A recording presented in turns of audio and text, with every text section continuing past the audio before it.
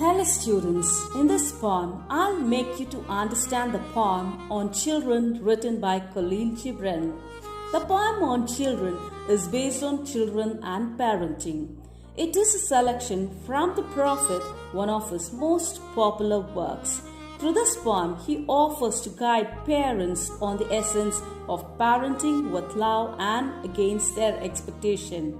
This is a wonderful poem beyond its time.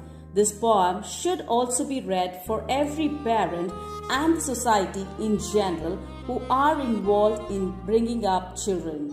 About the poet, Khalil Gibran is a Lebanese American poet, writer, and visual artist. He is best known for his great work, The Prophet. He brings out high philosophy of life in his simple and beautiful poetic essays. The poet includes 26 sermons on varied topics like love, marriage, children, etc. The Prophet has been translated into over 40 different languages. Synopsis means a brief summary. The Prophet Al-Mustafa has lived in the foreign city of Orphalus for 12 years and is about to board a ship which will carry him home. He is stopped by a group of people with whom he discusses topics such as life and the human condition. The meaning of Al-Mustafa means the chosen one. The name itself implies that he possesses spiritual knowledge. He is a man of inner purity and is believed to be the perfect and universal man. In this unit, we come across the 14-line poem in the form of an imaginary conversation between a mother and the prophet. A woman who introduces the topic, most likely a mother, knows the physical part of being a parent. What she doesn't understand is the spiritual nature of parenthood. Dear students, kindly refer to the display as I recite the poem on children. Your children are not your children. They are the sons and daughters of life's longing for itself. They come through you, but not from you. And though they are with you, yet they belong not to you.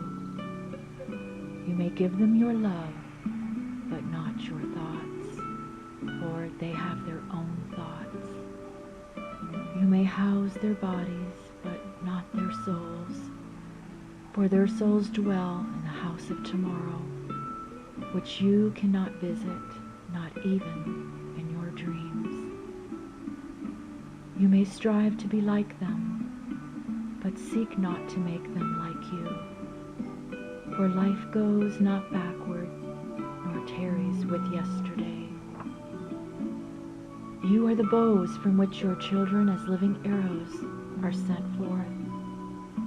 The archer sees the mark upon the path of the infinite. He bends you with his might, that his arrows may go swift and far. Let your bending in the archer's hand be for gladness. For even as he loves the arrow that flies, so he loves the bow that is stable. Dear student, let me explain the poem on children line by line. In this poem, we come across one such sermon given by Al-Mustafa to a woman. The first 4 lines, Gibran explains to parents how they should take care of the children as stewards. Here the meaning of steward is to take care. And a woman who held a babe against her bosom said, "Speak to us of children." And he said, "Your children are not your children. They are the sons and daughters of life's longing for itself.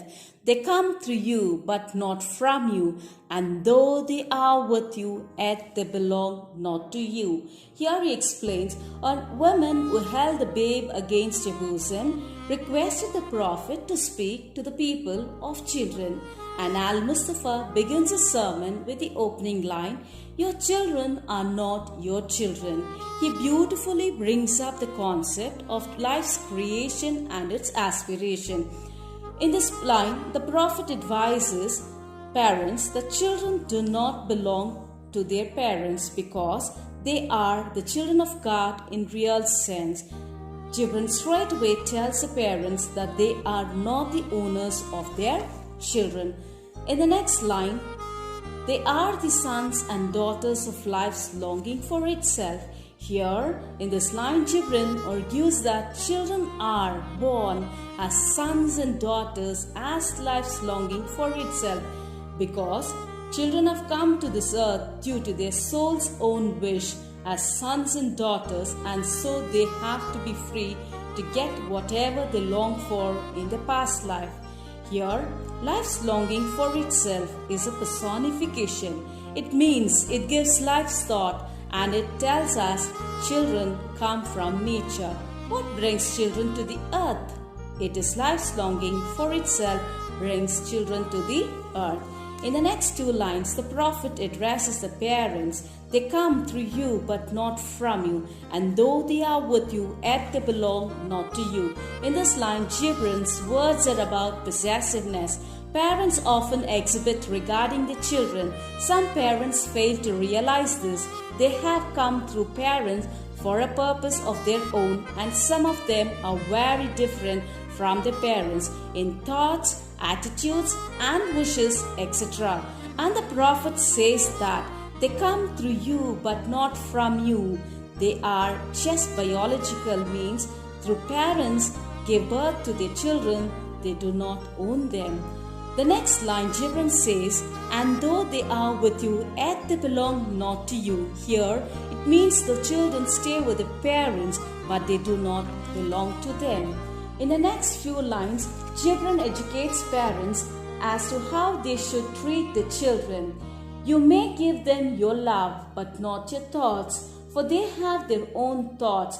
You may house their bodies, but not their souls, for their souls dwell in the house of tomorrow, which you cannot visit, not even in your dreams.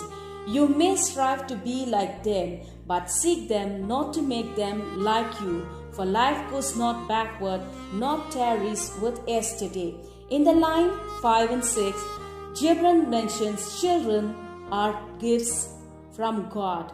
You may give them your love, but not your thoughts. Gibran tells parents that they cannot only act as parents, and stewards should not treat the children as their puppets. In the line, you may give them your love but not your thoughts, he wants to advise parents to tell them how to shower their love to the children as much as they can, but without bending or imposing the thoughts and ideas on them. In the next line, we see that, for they have their own thoughts. Here, it means children have their own ideas and identity to think for themselves. Followed by the next line, you may house their bodies but not their souls. Here, house their body means protect their physical bodies.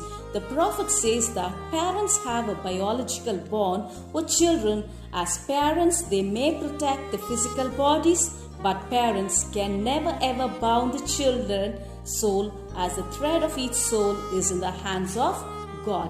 When we move to the 8th line, he says, for their souls dwell in the house of tomorrow, which you cannot visit, not even in your dreams.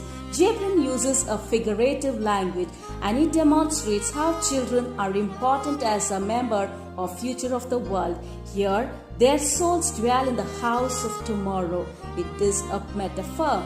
It compares tomorrow to a house, which means children's souls are living in the future. However, souls of the children lie in future, which cannot be visited by parents. They have their own potential. So the advice here to parents is they shall not pressurize children with their thoughts. Thus, parents must understand that their soul dwell in the house of tomorrow. Coming to the next line, Gibran, who wisely says that you may strive to be like them, but seek them not to make them like you. Here, Gibran suggested parents that rather to follow the ways of children than trying to change children to be like them. And we should resist the temptation of making our children a carbon copy of ourselves. In the 10th line, he says to the parents, "For life goes not backward, nor tarries with yesterday." Here, the meaning of tarries is stay at one place or linger. The prophet says that since life keeps moving forward and never stays in one place or tarries with yesterday, parents should let the children build their future and realize their potential. In the last 4 lines, the prophet illustrates how parents should function as a chosen instrument of God. You are the bows from which your children, as living arrows, are sent forth. The archer sees the mark upon the path of infinite, and he bends you with his mind, that his arrows may go swift and far. Let your bending in the archer's hand be for gladness, for even as he loves the arrow that flies, so he loves also the bow that is stable. In the 11th line, he says, "You are the bows from which your children as living arrows are sent forth." In this line, Gibran draws a beautiful analogy of metaphors. Bow stands for parents, while arrows stand for children. Here God uses parents as his instrument to send forth the living arrows. Arrows means children to grow up and reach its target or destination. In the next line, the archer sees the mark upon the path of infinite, and he bends you with his might, that his arrows may go swift and far. Gibran refers to God as the archer. God decides the mark upon the path of infinite and sends his arrow, that is children, swift and far by bending the bow. Bow means parents, with his might. In the last 2nd line, let your bending in the archer's hand be for gladness. Here, the prophet requests the parents to bend like a bow happily, and bending should be for gladness, or otherwise. In the last line, even as he loves the arrow that flies, so he loves also the bow that is stable. At the end of the sermon, Gibran strikes a perfect conclusion by referring to the law of creation, where God loves both the bow and the arrow that is stable on the life's infinite journey. Dear students, in conclusion to the sermon on children, Gibran stresses on the importance of children's individual views and independent ideologies should not be influenced by parents. To sum up the poem on children, a nursing mother asks Al-Mustafa about children, and he declares that a couple's children are not their own, but life's longing for itself, coming through but not from them. But parents may give children their love but not their thoughts, for they have their own thoughts of their own. Children so dwell in the house of tomorrow, which parents may not visit even in dreams. Parents must not seek to make them like themselves, because life does not go backward. Children are living arrows and are sent forth into the infinite swiftly and far. The archer loves both the arrow and the bow equally. Thank you, dear student.